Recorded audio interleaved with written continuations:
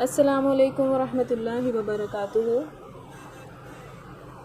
الحمدللہ، اللہ تعالیٰ کا بہت احسان ہے کہ اللہ سبحانہ و تعالیٰ نے ایک بار پھر ہمیں یہ موقع دیا کہ اس سال ان 10 دنوں میں اللہ تعالیٰ کی عبادت کر کے، نیک کام کر کے اللہ تعالیٰ کا قرب پا سکیں، اللہ تعالیٰ کو پا سکیں۔ ہمیں نہیں پتہ کہ اگلے سال ہم ہوں گے بھی کہ نہیں، اس لیے ہم کوشش کریں گے کہ ان 10 دنوں کا خوب فائدہ اٹھا سکیں، کیونکہ نبی کریم صلی اللہ علیہ وسلم نے ہمیں یہ بتایا تھا کہ رمضان کی وہ 10 راتیں جس میں لیلۃ القدر ہوتی ہے اور ذوالحجہ کے یہ 10 دن، ان سے افضل کوئی دن اور کوئی رات نہیں۔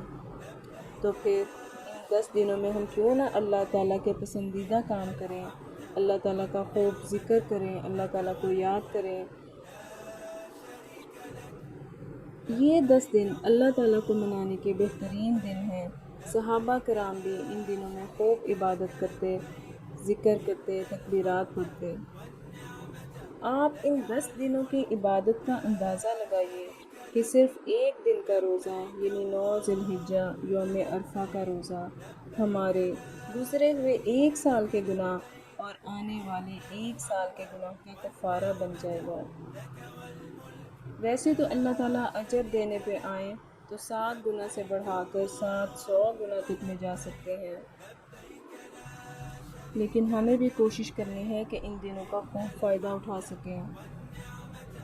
ہم کوشش کریں گے کہ صدقہ خیرات کرنے والے بن جائیں، دوسروں کو معاف کرنے والے بن جائیں اور اپنے دلوں کو صاف کرنے والے بن جائیں تاکہ اللہ تعالیٰ کی محبت کو پا سکیں، اور سب سے بڑھ کے زیادہ سے زیادہ دعا کرنے والے بن جائیں، اپنے بچوں کے لیے، اپنے ماں باپ کے لیے، استادوں کے لیے، بلکہ تمام مسلمانوں کے لیے جو اس دنیا میں ہیں اور جو اس دنیا سے چلے گئے۔ اللہ تعالیٰ ہمارا خاتمہ بھی ایمان کے ساتھ فرمائے۔ اللہم زینا بزینت الایمان۔ السلام علیکم ورحمۃ اللہ وبرکاتہ۔